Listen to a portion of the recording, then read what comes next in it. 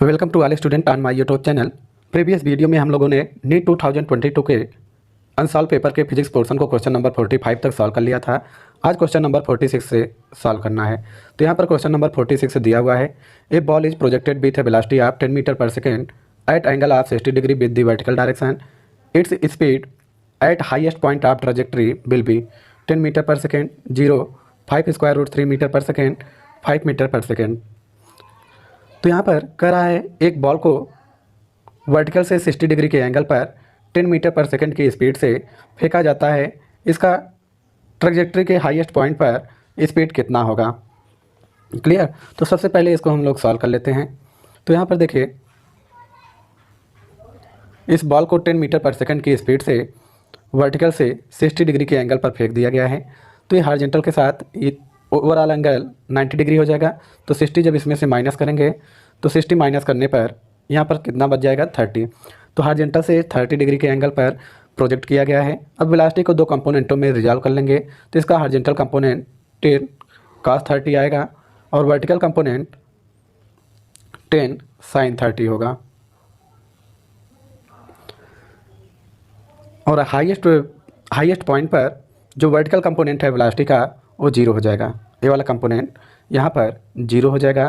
केवल और केवल इसका जो है हॉरिजॉन्टल कंपोनेंट बचेगा। और हॉरिजॉन्टल कंपोनेंट कितना है, 10 cos 30 है। 10 cos 30 को जब सॉल्व करेंगे तो आ जाएगा 10 इंटू स्क्वायर रूट ऑफ 3/2। 2 से कैंसिल करेंगे तो आ जाएगा 5 square root 3 metre per second. तो इस क्वेश्चन का आंसर होगा 5 square root 3 metre per second. और ये ऑप्शन नंबर 3 बिल्कुल राइट आंसर होगा। नेक्स्ट क्वेश्चन दिया है, two transparent medium A and B are separated by a plane boundary. The speed of light in those medium are 1.5 into 10⁸ meter per second and 2 into 10⁸ meter per second respectively. The critical angle for a ray of light of these medium is. First option दिया हुआ है tan inverse 0.75, second sin inverse 0.5, third sin inverse 0.75, fourth tan inverse 0.5। तो इसको सबसे पहले हम लोग solve कर लेते हैं। पहले क्वेश्चन की मीनिंग क्या है समझ लेते हैं। दो ट्रांसपेरेंट मीडियम है, मीडियम ए और बी, और ए एक प्लेन बाउंड्री के द्वारा सेपरेट कर दिए गए हैं। अब मीडियम ए में लाइट की velocity 1.5 into 10⁸ meter per second है और मीडियम बी में लाइट की velocity 2 into 10⁸ meter per second है। और यहाँ पर आपसे इन दोनों मीडियम के लिए क्रिटिकल एंगल की वैल्यू पूछा जा रहा है। तो किसी मीडियम का रिफ्रैक्टिव इंडेक्स उन मीडियमों में लाइट की वेलोसिटी के रेशियो के इक्वल होता है। तो यहाँ पर मीडियम ए का रिफ्रैक्टिव इंडेक्स हो जाएगा mu is equal to 3 into 10⁸ upon 1.5 into 10⁸। इन दोनों को जब सॉल्व करेंगे तो आंसर 2 आ जाएगा। तो इस तरह से मीडियम ए का रिफ्रैक्टिव इंडेक्स 2 हो जाएगा और मीडियम बी का जो रिफ्रैक्टिव इंडेक्स होगा उन मीडियमों में लाइट की वेलोसिटी के इक्वल होगा। तो पहला मीडियम जो है इसका एब्सोल्यूट रिफ्रैक्टिव इंडेक्स फाइंड कर रहे हैं। तो पहला मीडियम यहाँ पर एयर होगा और दूसरा मीडियम यहाँ पर मीडियम बी हो जाएगा। तो जब इसके लिए हम वैल्यू फाइंड करेंगे तो 3 इंटू 10⁸ अपान 2 इंटू 10⁸ कर देंगे। सॉल्व करने पर 1.5 आ जाएगा। इस तरह से मीडियम 1 के लिए या मीडियम ए के लिए रिफ्रैक्टिव इंडेक्स 2 आया और मीडियम बी के लिए रिफ्रैक्टिव इंडेक्स 1.5 आ गया। और टोटल इंटरनल रिफ्लेक्शन के लिए लाइट रे जो है डेंसर मीडियम से रेयर मीडियम में ट्रेवल करना चाहिए। तो इसके लिए फार्मूला हो जाएगा mu A sine theta C is equal to mu B sine 90। तो हो जाएगा म्यू ए की value 2, sine theta C is equal to mu B की वैल्यू 1.5 और यहाँ पर angle of reflection R is equal to 90 degree है। तो यहाँ पर हम 90 साइन 90 राइट कर देंगे। तो sine theta C is equal to sine 90 की वैल्यू 1 हो जाएगा। तो 1.5 को 2 से डिवाइड करेंगे तो 0.75 आ जाएगा। तो theta C is equal to sine inverse 0.75 इस क्वेश्चन का बिल्कुल राइट आंसर हो जाएगा। क्लियर। देखते हैं इसका कौन सा ऑप्शन सही है। इस क्वेश्चन का ऑप्शन नंबर 3 बिल्कुल राइट आंसर है। Next question, question number 48 given below are two statement, one is labelled as assertion A and other is labelled as reason R. तो असर्शन ए यहाँ पर दिया हुआ है, the stretching of a spring is determine the shear modulus of material of the spring.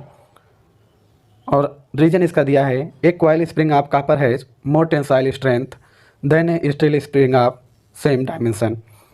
तो यहाँ पर कह रहा है कि किसी भी जो असर्शन है, असर्शन को पहले समझते हैं। तो यहाँ पर कह रहा है कि कोई भी स्प्रिंग का जो स्ट्रेच होना होता है वह उसके शियर मॉडुलस, स्प्रिंग के मटेरियल के शियर मॉडुलस पर डिपेंड करता है।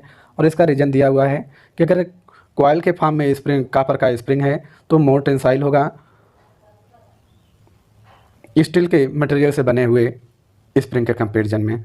तो यहाँ पर पहला कह रहा है A is false but R is true, both A R true but R is the correct explanation of A, both A and R true and R is not the correct explanation of A. और fourth दिया हुआ है A is true but R is false.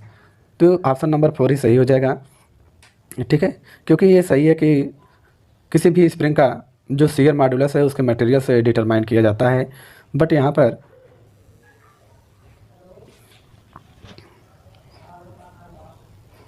पर इस shape पर depend नहीं करता है, ठीक है। तो इसलिए ऑप्शन ए जो है सॉरी, इसलिए इसका ऑप्शन 4 बिल्कुल राइट आंसर हो जाएगा। क्वेश्चन नंबर 49, यहाँ पर लिस्ट ए और लिस्ट बी आपको दिया गया है। लिस्ट ए में आपको फिजिकल क्वांटिटीज दे दिए गए हैं और लिस्ट बी में इसका डायमेंशनल फार्मूला दिया हुआ है, ठीक है। और इन दोनों को आपको क्या करना है, मैच करना है। तो हम सबसे पहले ग्रेविटेशनल कांस्टेंट दिया हुआ है, ग्रेविटेशनल कांस्टेंट का डायमेंशनल फार्मूला फाइंड कर लेते हैं। तो ग्रेविटेशनल कांस्टेंट का डायमेंशनल फार्मूला कितना होगा, तो आपको पता है F is equal to capital G m1m2 upon R square होता है। जी को इसी साइड रहने दीजिए, इसको इस साइड ट्रांसपोज कर दीजिए तो F R square upon m1m2 हो जाएगा, ठीक है। तो यहाँ से एफ का डायमेंशनल फार्मूला mlt-2 होता है और आर डिस्टेंस है, इसका डायमेंशनल फार्मूला l2 हो जाएगा। और m1m2 मास है, इसका dimensional formula m into m होगा। सॉल्व करने पर आ जाएगा m-1 l3t-2। और ग्रेविटेशनल पोटेंशियल एनर्जी ml2t-2 होता है। और इसी तरह से ग्रेविटेशनल पोटेंशियल PE/m होता है, तो l2t-2 हो जाएगा। ग्रेविटेशनल फील्ड इंटेंसिटी lt-2 होगा।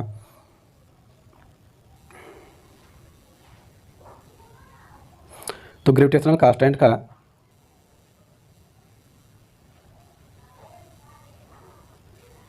ए का सेकेंड ऑप्शन सही है। और ग्रेविटेशनल पोटेंशियल एनर्जी इसका ऑप्शन नंबर 4 होगा। और ग्रेविटेशनल पोटेंशियल का l2t-2 हो जाएगा और ग्रेविटेशनल इंटेंसिटी का lt-2 होगा। इस तरह से इस क्वेश्चन का ऑप्शन नंबर 3 बिल्कुल राइट आंसर होगा, ठीक है। लास्ट क्वेश्चन फिजिक्स पोर्शन का, the area of rectangular field इन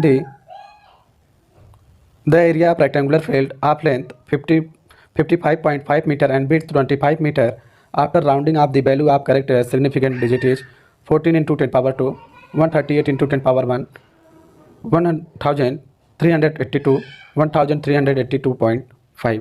तो यहाँ पर आपको रेक्टेंगुलर फील्ड का लेंथ और विड्थ दिया हुआ है, एरिया पूछ रहा है। तो एरिया कितना हो जाएगा, area is equal to length into width.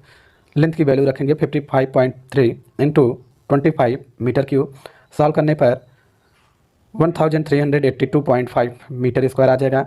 और इसको जब राउंडिंग करेंगे तो 2 डिजिट तक राउंडिंग करेंगे। क्यों 2 डिजिट तक राउंडिंग करेंगे, क्योंकि यहाँ पर देखिए 55.3 है, 2 डिजिट के बाद डेसिमल है, इसलिए हम इसको 2 डिजिट तक इसकी राउंडिंग करेंगे। तो हो जाएगा 8 जो है 5 से ग्रेटर है, तो इसके पहले वाले में 1 ऐड हो जाएगा और बाकी टर्म 0 हो जाएगा। तो इसको हम लिख सकते हैं 14 × 10⁻² मीटर स्क्वायर। तो इस तरह से इस क्वेश्चन का ऑप्शन नंबर फर्स्ट बिल्कुल राइट आंसर होगा, 14 × 10⁻²। ठीक है दोस्तों, बाकी वीडियो आप लोगों को बाकी आंसर पेपर नेक्स्ट वीडियो में प्रोवाइड करेंगे। और यहाँ से फिजिक्स पोर्शन आप लोगों का समाप्त होता है। अब नेक्स्ट आप लोगों को नीट 2021 का आंसर पेपर प्रोवाइड करेंगे। Thank you so much for watching. जय हिंद।